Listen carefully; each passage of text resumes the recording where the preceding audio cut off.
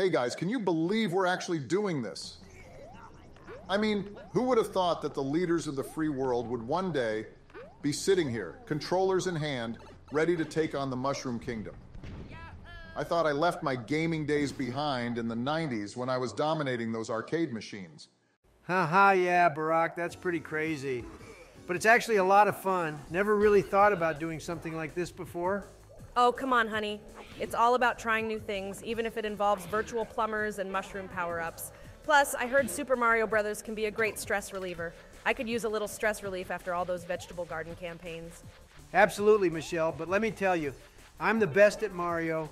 Nobody jumps those platforms like I do. I've got the best jumps, everybody says so. I've been jumping over regulations and obstacles my whole career. Yeah, and we all know how that turns out right now. So let's not get ahead of ourselves, Donnie. We're all in this together. Just like we're all in this Mario world together, trying to navigate through warp pipes and dodge those pesky bullet bills. And let me tell you, I've had my fair share of bullet bills in Congress. Joe's right, Donald. No need for a Mario turf war. We're a team here trying to rescue that princess and bring unity to the Mushroom Kingdom. It's like when we worked together to tackle healthcare reform. We did this before and that turned out really well. So let's make this evening a great one as well. Speaking of princesses, I hope Princess Peach is practicing social distancing. I mean, you never know with all those castles and kidnapping attempts. It's like she needs her own Secret Service detail. Social distance? Joe, I thought you were almost obsessed with Princess Peach. The last time we played Super Mario Brothers, you would do everything to save her because you wanted to ask her out for a date? Oh yes, I love Princess Peach, but you know, as we saw in the last level of Mario Brothers, Mario, or shall I say Donald, took her away from me, so I didn't have any chance to ask her out, even if I wanted to. Still not fair what you did there, Donnie, but don't worry, I got my revenge later. Well, your later is really late then. It's been a long time since we played that game. Right now, we are already playing a different version of it, you know. But to answer your question, Joe, I didn't take her away from you. Like in all the other games and fairy tales, it's the prince who kisses the princess at the end, and the character Mario is the prince of the Nintendo games, you know. So I didn't choose that, but it's generated by the Nintendo software. Absolutely, Donald. I agree that Peach should have invested in better security. I would have built a strong wall around her castle. No Goomba would dare step on my turf. And let me tell you, those Koopa Troopas would be footing the bill. Well, we're navigating these obstacles just like I'm navigating the complexities of modern governance. And let me tell you, it's much easier to jump over a Koopa Troopa than it is to pass a major infrastructure bill through Congress. But we'll get it done, just like we'll rescue that princess. Joe, you've hit the nail on the head. It's all about strategy and cooperation. Just like in politics, we have to work together to achieve our goals, whether it's passing legislation or making it through those challenging water levels. And remember, everyone, if you hit a block and it releases a mushroom, that's like finding common ground in the Senate. Small victories, but they add up and give you that extra boost you need to keep moving forward. It's like incremental progress in action. You know, I always thought those fire flowers were a bit like socialism. Taking from the hard-working plumbers and giving them to the Goombas who don't put in the effort. If I were Mario, I'd be advocating for lower taxes on those power-ups. Donald, I think you're not quite grasping the essence of power-ups. It's about providing everyone with an opportunity to succeed and face those tough challenges head-on, just like our policies aim to give every American a chance to thrive. Let's focus on the game for now. And remember, if we can defeat Bowser together, we can conquer anything. Just like we tackled some of the most pressing issues of our time, from healthcare to climate change. And who knows, perhaps Bowser just needs a bit of community organizing. Exactly, Barack. And if we can handle all the chaos in this game, we can certainly manage any political debate or international crisis that comes our way. A united Mario team is a force to be reckoned with, after all. You know, maybe after this, we should organize a Mario Kart tournament. I've got exceptional driving skills. Nobody finishes first like I do. I'd be zooming past those carts faster than I signed executive orders. Mario Kart, huh? Well, we've played Mario Kart before, and I can tell you that game seems more like a guy's thing, Michelle. Sorry, but you're not invited. And let me tell you, I'm quite the expert at hurling those red shells. It's like diplomacy on the racetrack. Sometimes you've got to launch a well-timed red shell to maintain equilibrium. Indeed, Joe, Mario Kart is for boys only. Sorry, Michelle, but racing is not typically associated with girls. Racing isn't just for boys, Donald. There's a whole world of successful female drivers out there, and it's not an exclusive boys' club. Hold on a minute, Michelle. I've been around the block a few times, and I can tell you, I've never seen a woman handle a steering wheel the way I can. My driving skills are unparalleled. Now, Don, let's hear what Michelle has to say. She might just steer us toward a new perspective. Absolutely, Joe. Let's talk about Danica Patrick, the trailblazer who competed in the Indianapolis 500, the Daytona 500, and even had a successful NASCAR career. And don't forget about Michelle Mouton, a legendary rally driver who left her mark on the male-dominated racing scene. And honey, we can't overlook Shirley Muldowney, the first lady of drag racing. She didn't just push the pedal to the metal, she shattered stereotypes and proved that women belong in the driver's seat. Exactly, honey. And let's not forget that Susie Wolf was a development driver for the Williams Formula One team. She showed the world that even in the high-speed world of Formula One, women have the skills and determination to accelerate to the top. Oh my God. Honey this, honey that, horrible. Well, I've always said I'm all for competition. If these women can drive, then let them prove it. But I still think I'd give them a run for their money on the track. Also, it's not the same as racing in Mario Kart, you know. No, it's much more demanding, Donnie. Ha. I think you might be missing the pit stop for perspective here. It's not about outdriving anyone.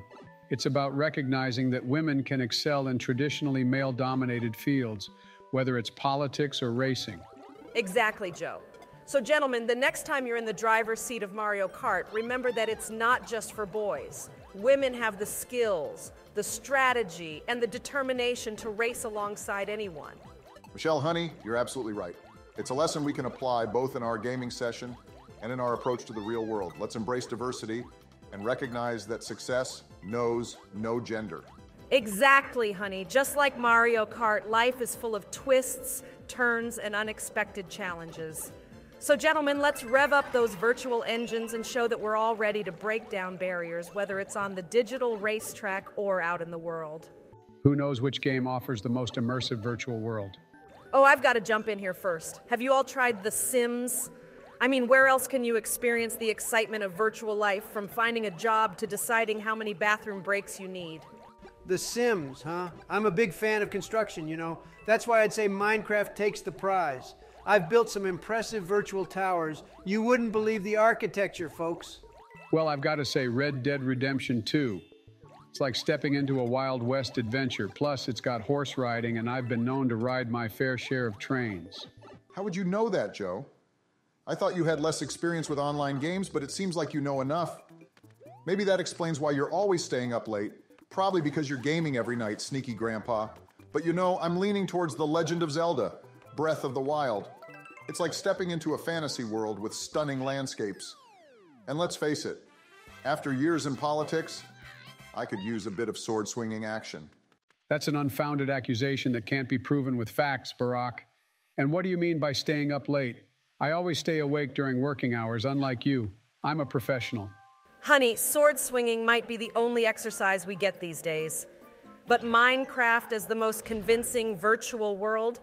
Are you sure you didn't confuse it with building virtual walls? Now, Michelle, don't be too quick to judge. My virtual walls in Minecraft are impressive, just like my real ones would have been. Well, I didn't ask this of you, Donald, but you really think you're the best at everything, don't you? Not true. Come on, folks, we're discussing immersive worlds here, not building projects. And while we're on the topic, Grand Theft Auto V deserves a mention. It's like stepping into a virtual crime movie. Joe, let's not give any wrong ideas here. We're here to talk about games, not potential new careers. All right, everyone, let's not get carried away. Remember, it's about the experience. Horizon Zero Dawn deserves recognition, too. I mean, who wouldn't want to explore a post-apocalyptic world with robotic creatures? Michelle, you've got a point there. But let's not overlook Call of Duty. It's like being on the front lines of action. I've got the best virtual aim, believe me. You might have a point there, Don, but you know what game gives me a virtual thrill? Flight Simulator. It's like reliving my old flying days. I've been in more virtual cockpits than you can count, Don. All right, everyone, we've got quite the range here. From constructing worlds in Minecraft to experiencing the Wild West in Red Dead Redemption 2, it's clear that virtual worlds offer something for everyone. That's spot on, honey. Just like our political views, our gaming preferences demonstrate that diversity adds flavor to life. You're absolutely right, Michelle. But remember, whether in the gaming world or politics, it's all about making an impact, leaving a lasting impression. Well, speaking of making an impression, Donnie, I'd say our Mario Kart tournament will be a memorable event. I've never encountered so many virtual banana peels in one place before. Yeah, what can I say? I'm a master, you know? So what did you guys do this morning? Anything exciting to share? Well, nothing particularly special, Donnie. My mornings usually start with a brisk power walk, although it's more like a dance-off with the Secret Service agents who are always up for a race. Then it's time for some garden therapy, where I've become quite skilled at negotiating with squirrels to share my veggies. Michelle, I must say, you've really got a talent for gardening. As for me, I kick off my days with a call to my hairstylist. Got to make sure my hair is as impeccable as my business deals, you know? Haha, really, Donnie? In my opinion, it's a waste of time because you don't even have much hair left to style, haha. So to share my day, I always start with a good old cup of joe. Pun intended. Then it's straight into wading through a mountain of briefing papers that's taller than the Washington Monument. Says the person who's actually bald, so shut up, you loser. Joe, those mountains of papers, I remember those days. For me, my mornings often begin with a game of basketball. It's a way to remind myself of my athletic prowess, although these days it's less Air Jordan and more, where's the ice pack? Honey, exercise is important, but I also make sure to dedicate time to yoga after my gardening. It's the only way I can keep up with the fast-paced world of politics while maintaining my inner zen. Yoga, huh? Well, let me tell you, I've got the best stretches. Nobody stretches like I do. Just ask my golf caddies. Donald, I'll have you know I've been working on my flexibility too. It's important to stay nimble, especially when dealing with those late-night Senate votes. Flexibility is key, Joe. After my basketball game, it's all about delivering speeches that inspire hope and change. Although sometimes I need my reading glasses to find that hope and change. Oh, honey, you're not alone in the reading glasses department. After my yoga session, it's all about inspiring people to embrace healthy eating and make positive choices for their well-being. Healthy eating, huh? Well, I've always said I'm a master of negotiation. I negotiate with my taste buds to only accept the finest steaks. Well, we all have our unique negotiation techniques, Donnie. For me, it's about making deals and finding common ground in the political arena, even if it means a few hours of friendly arm twisting. And speaking of arm twisting, let's not forget Michelle's legendary arm wrestling skills. She's undefeated in the White House Arm Wrestling Championships. Oh, you know it, honey. I've got muscles that rival Rambo's. But let's also remember that my days involve advocating for education and equality, proving that strength and intelligence can coexist harmoniously. Michelle, you're quite the powerhouse. And as for my days, it's all about making deals and playing golf. You know, presidential stuff. Golf, huh? Well, Don, I've got my own pastimes too. I enjoy winding down in the evening with a good puzzle, trying to piece together how to mend a divided nation. Joe, that puzzle is one for the ages. But remember, guys, whether it's arm wrestling, negotiating, or gardening, we each play our unique roles. And together we can contribute to a better world, one virtual Mario game at a time. All right, team, after all this Mario excitement, I'm starting to feel a bit hungry. You know how it is? Virtual races can work up a virtual appetite. Anyone else finding their stomachs growling? Oh, Donald, you know the drill. It's all about promoting healthy eating habits. I've got some fresh veggie sticks and a delightful hummus dip ready to go. After all, we've got to practice what we preach. Healthy eating, huh? Come on, Michelle. I've got the best appetite. Everybody says so. And right now, I'm craving a big, delicious burger. I'm talking about the kind that's so good, it should have its own Twitter account. And don't forget to load it up with extra ketchup. I've got a thing for the classics. Well, you know, Don, I've got a soft spot for ice cream. I'm thinking of digging into a pint of good old vanilla. It's a classic, just like me. A scoop of comfort in these ever-changing times. Vanilla Joe, really playing it safe there. How about we order some pizza? I'm in the mood for a slice of that bipartisan cheesy goodness. It's like the food version of compromise. Pizza. Barack, remember our efforts with the Let's Move campaign? Let's not give in to greasy temptation. How about a fresh salad with all the toppings? It's like a nutritional embrace for our bodies. Salad, I've got the best salads. Everybody says so. But you know what I could go for? Some golden crispy fries. The best fries you've ever seen, trust me. Fries, huh? Well, Don, I'm all for some comfort food. How about a plate of mac and cheese? It's like a warm hug for the taste buds, just like my grandkids give me. Mac and cheese, Joe, you're bringing back some White House memories there. But let's not forget about the magic of a good old grilled cheese sandwich. Simple yet satisfying, just like a well-crafted political speech.